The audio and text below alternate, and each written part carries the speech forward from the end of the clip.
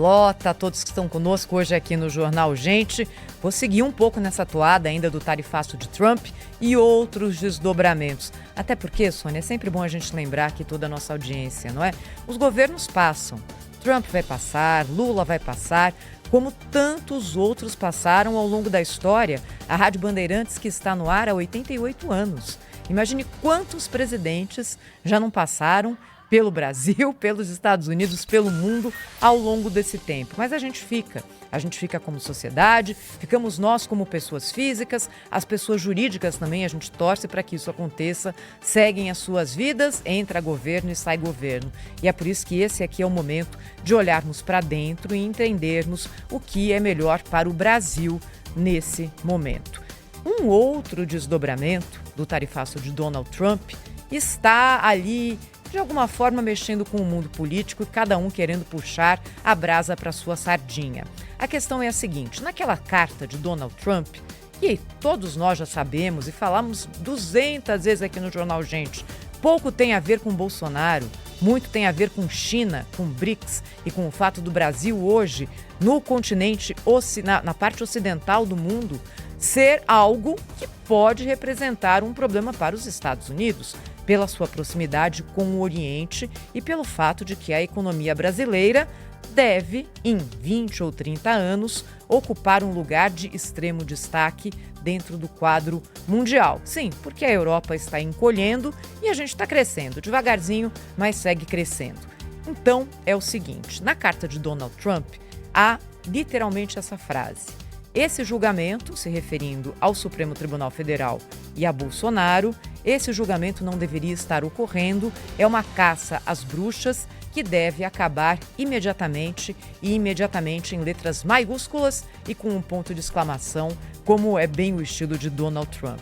Bem, em algum momento pode ter dado a impressão de que essa colocação tão veemente de Donald Trump, junto com as tarifas de 50%, poderiam ter algum tipo de efeito ou sobre o Supremo Tribunal Federal ou sobre a tramitação da anistia no Congresso, mas já ficou claro, né, meus amigos, que se essa era a intenção, e não era, foi um tiro no pé.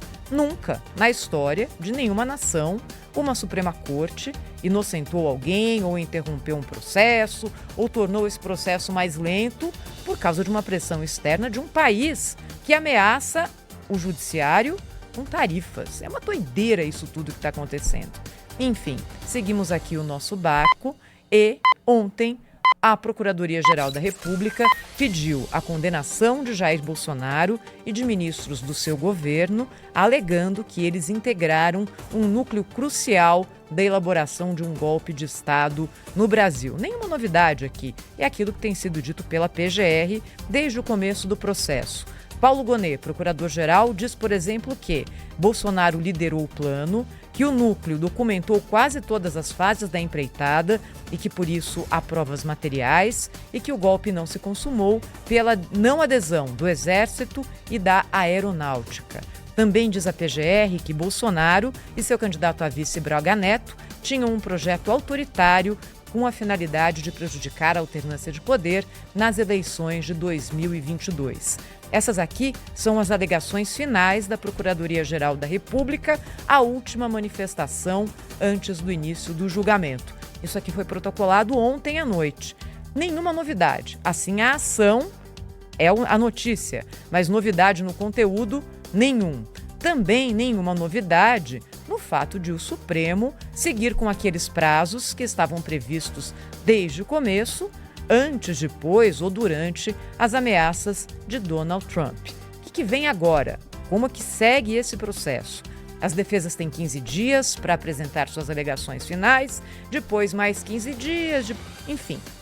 Para o fim de julho, começo de agosto, pode sim já haver uma conclusão de prazos. Quem vai julgar Jair Bolsonaro? É sempre bom a gente lembrar. É a primeira turma do Supremo Tribunal Federal. Não é a Justiça Comum, não é a primeira instância, não é o Pleno do Supremo. É um pedaço do Supremo, a primeira turma. Ela é presidida hoje por Cristiano Zanin e integrada por Alexandre de Moraes, Carmen Lúcia, Luiz Fux e Flávio Dino. Pela configuração da primeira turma, já dá para a gente pelo menos inferir que vai ser difícil que Jair Bolsonaro tenha algum tipo de vitória nesse julgamento. Quando? Se os prazos forem seguidos, e aí coisas podem acontecer no meio de um processo, mas se correr tudo aquilo conforme previsto pela primeira turma, em setembro começa o julgamento. Há dúvidas que permanecem e que, pelo jeito, vão permanecer e vão ficar para trás. Por exemplo, Bolsonaro deveria ser julgado por uma turma do Supremo ou começar o seu processo na primeira instância, como foi o caso de Lula, por exemplo, quando foi julgado também, já que Bolsonaro hoje, assim como Lula lá atrás, não tinha prerrogativa de foro. Alexandre de Moraes, o ministro, que seria também alvo dessa suposta organização criminosa, tem isenção para julgá-la, sendo implicado também, inclusive numa suposta tentativa de assassinato? Olha, são dúvidas que a gente colocou várias vezes aqui e que vão ficar para trás, porque Bolsonaro será julgado ainda neste ano pelo Supremo Tribunal Federal, se condenado à pena máxima, 43 anos de prisão. Nenhuma novidade aqui, mas teve uma novidade nessas alegações finais da Procuradoria-Geral da República. Mauro Cid, ex-ajudante de ordens de Bolsonaro, fez delação premiada. O procurador Paulo Gonet entende que ele não fez a lição de casa como deveria, não entregou tudo como deveria e está propondo trocar o perdão da pena pela redução da pena, eventual pena, de Mauro Cid em 1/3. 8h18, mais assuntos do nosso país, porque esse aqui a gente não vai esquecer não. IOF, a tal da audiência de conciliação, hoje no Supremo Tribunal Federal, não é, Pedro Campos? Bom dia.